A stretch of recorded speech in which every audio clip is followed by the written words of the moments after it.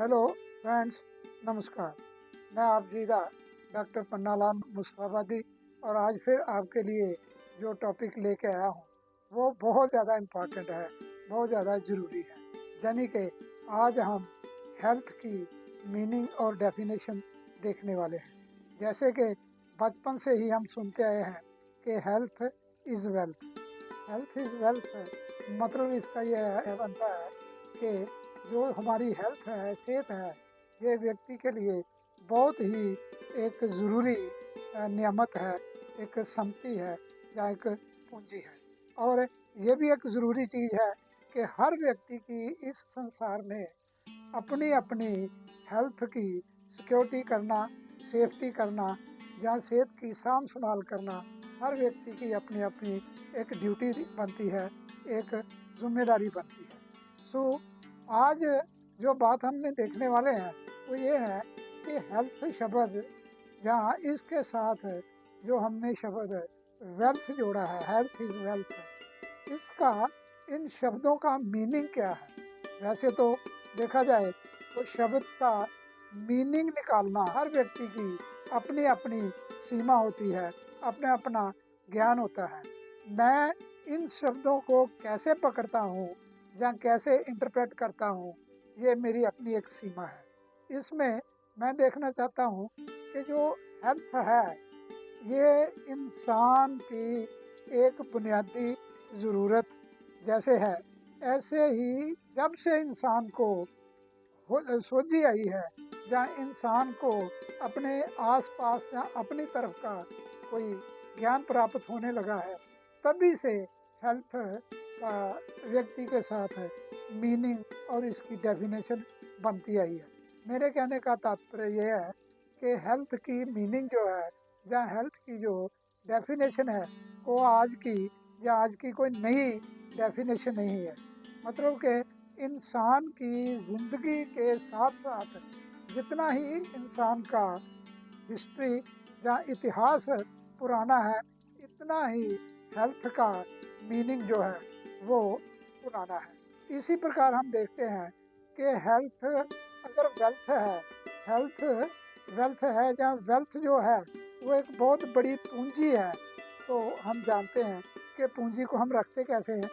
शब्दों का मीनिंग पकड़ते हुए हम इतनी बात अगर समझ लें कि शरीर जो हमारा है उसके लिए या उसके द्वारा बनाई जाने वाली जो व्यवस्था है वो अगर हमारी हेल्थ है, तो इस शरीर को अगर एक मिनट के लिए हम एक बैंक समझ लें, तो इस बैंक में संभालने वाली जो वेल्थ है वो क्या है, वो है हेल्थ। और इस बैंक को या इस हेल्थ को या इस शरीर को अगर हमने मान ही लिया कि हर व्यक्ति की से अपनी अपनी एक जिम्मेदारी बनती है, एक ड्यूटी बनती है कि वो अपनी हेल्थ की या अपने शरीर की, अपनी तंदुरुस्ती की देखभाल करे, अपने आप की जो सेफ्टी है वो बनाए रखे, तो बड़ा ज़रूरी है कि इसके मीनिंग को थोड़ा सा और भी देखने की कोशिश की जाए। वैसे तो किसी एक शब्द को पकड़ना व्यक्ति हर एक व्यक्ति के वश की बात नहीं है। मैं भी जैसे पहले निवेदन किया है कि इस शब्द को मैं कैसे पकड़ता हूँ या कैसे इंटरप्रेट करता हूँ, ये मेरी अपनी एक सीमा है। मगर ये बात तो बहुत ज़रूरी है कि व्यक्ति का जो किसी शब्द को देखना है वो असीम ज्ञान ज्ञान के साथ साथ चलता है। जैसे कि हम देखते हैं कि व्यक्ति का जो प्रिमिटिव लाइफ था उसका बहुत ज़्यादा नेचर के साथ है या कुदरत के साथ रिलेशन था। इसका मतलब कि उस ज़माने में हो सकता है हेल्थ की उसने उस वक्त के उस सिनेरियो के अकॉर्डिंगली इसकी कोई डेफिनेशन बनाई हो। जैसे कि उस ज़माने में उसके साथ उसके ज्ञान में बहुत बड़े मुद्दे थे, ये सारे ब्रह्मांड के, इस सारे यूनिवर्स के। उसने उस यूनिवर्स के अकॉर्डिंगली भी कोई मीनिंग या डेफिनेशन बनाया, और उसके बाद इस ब्रह्मांड के अंदर जो क्रिएशन हुई उस क्रिएशन के अंदर व्यक्ति आप भी था और उसके साथ बहुत से प्राणी भी, और ये सारा जो ग्रीन फील्ड है वो भी उसके साथ था। इसका मतलब कि ये भी घटक उसकी सेहत को या उसकी तंदुरुस्ती को या उसके वेल बीइंग को अफेक्ट करने वाले थे। इसका मतलब इस जरूरत के अकॉर्डिंगली उसने मीनिंग अपना हेल्थ का इस प्रकार बनाया होगा। और चलते चलते चलते चलते इंसान को जैसे जैसे ज्ञान होता गया, उसको महसूस होता गया कि उसके अंदर की भीतर की भी कुछ सीमाएं हैं, कुछ समस्याएं हैं जो उसको प्रभावित करते हैं, और वो सोचता है कि अब वो काम करने के लायक है या नहीं है, काम करने को जी करता है या नहीं करता है। इसका मतलब कि व्यक्ति के पास वक्त के अनुसार ये तीन फील्ड जो है वो बनते गए।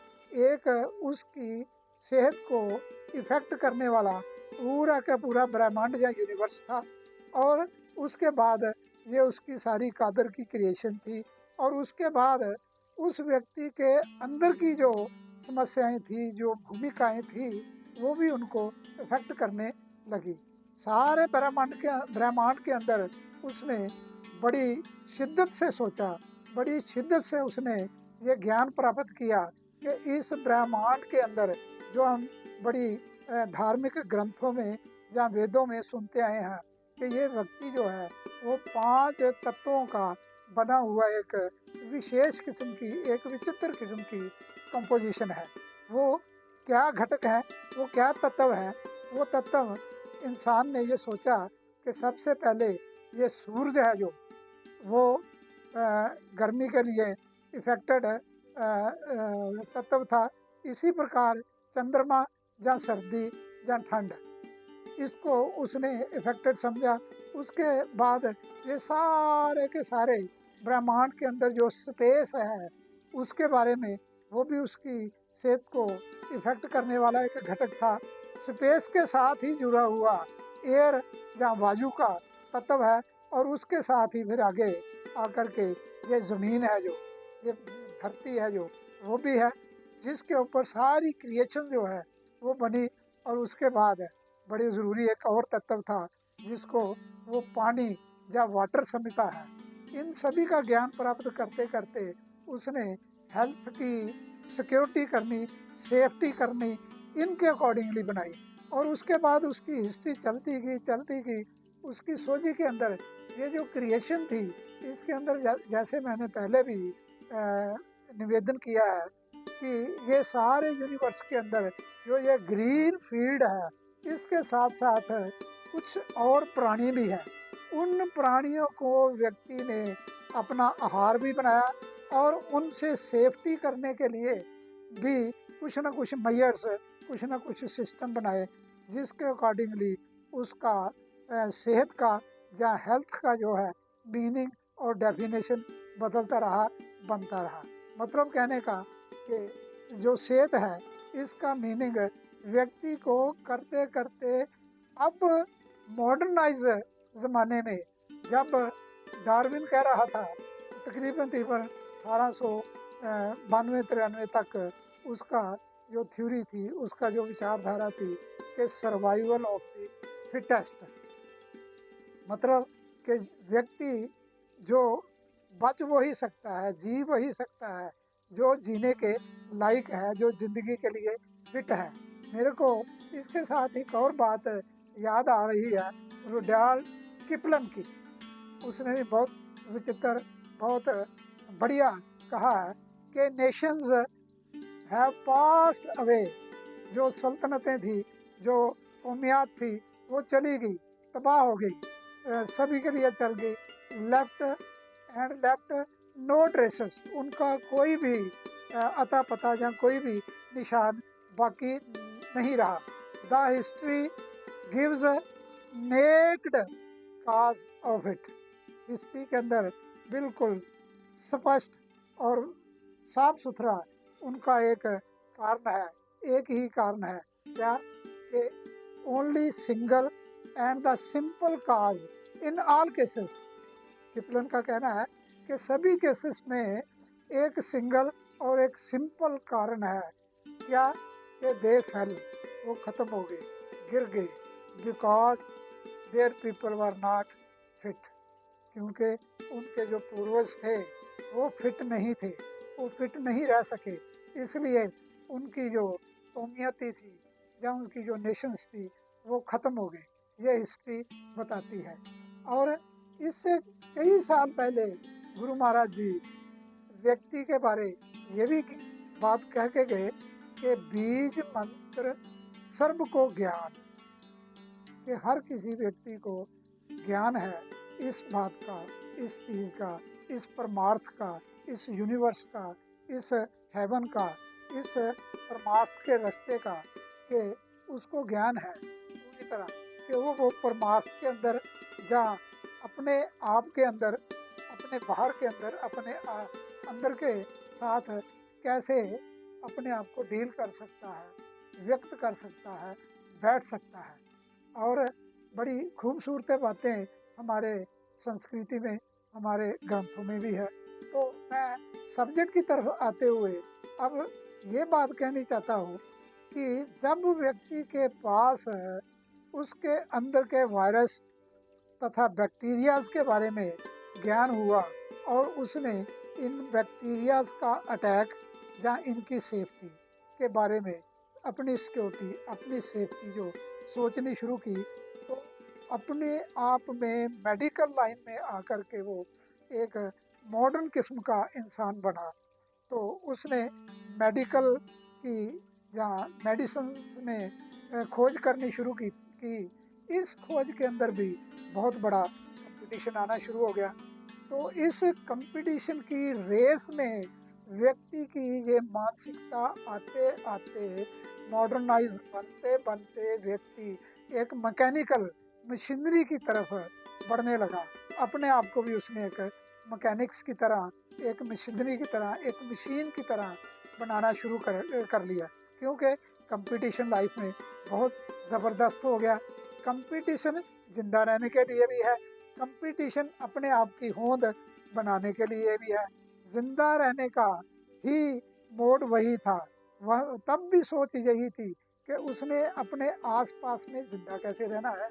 अब भी यही सोच है कि उसने अपने आसपास में जिंदा कैसे रहना है। इसलिए उसको 24 घंटे में 24 घंटे, 23 घंटे, 24 घंटे, 25 घंटे भी, 26 घंटे भी काम करने की ज़रूरत पड़ने लगी है, क्योंकि व्यक्ति एक मशीन बनता जा रहा है। लाइफ स्टाइल इतना तेज, इतना स्पीड फिनोमेने में आ गया है कि हर चीज़ जो है वो स्पीड, सुपर स्पीड से जा रही है। इसी प्रकार व्यक्ति को अपने आप से भी डर लगना शुरू हो गया है, क्योंकि उसके अंदर के वायरस, उसके अंदर के बैक्टीरियाज, उसके अंदर का स्ट्रेस, स्ट्रेन एंड टेंशन वगैरह थे जो, वो अपने ही उसके दुश्मन और एनिमी बनने शुरू हो गए हैं। इस स्थिति में हम सिंपल सी एक डेफिनेशन समझ ले कि आज के ज़माने में व्यक्ति को जो नीडफुल वर्क दिया गया है उसके अकॉर्डिंगली अगर उसकी परफॉर्मेंस अच्छी निकलती है तो समझो उसकी हेल्थ जो है वो अच्छी है। अगर उसकी परफॉर्मेंस बहुत बढ़िया निकलती है, वो काम करने के बाद किसी भी किस्म की जो फटीग है, थकान है, बहुत कम महसूस करता है, तो समझो कि उसकी शरीर की, उसके मन की जो ये अवस्था है वो उसकी हेल्थ है, उसका वेल बीइंग है, उसकी एक तंदुरुस्ती की सिचुएशन है।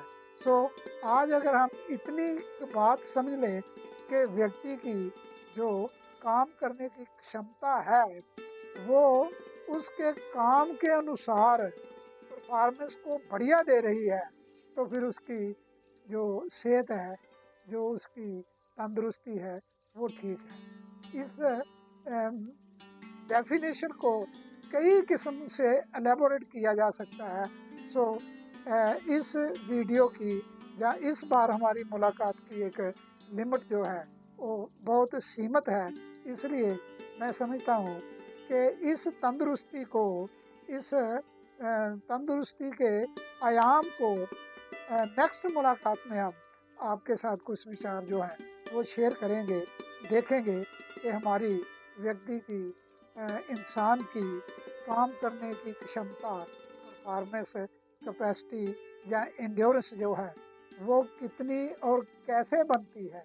उसके पास ये जो शरीर है, शरीर के अपने जो 5 तत्व है उनकी एक कंपोजिशन, जिसको हम साइको फिजिकल यूनिटी की कंपोजिशन कह सकते हैं, कि व्यक्ति जो है एक साइको फिजिकल यूनिटी है।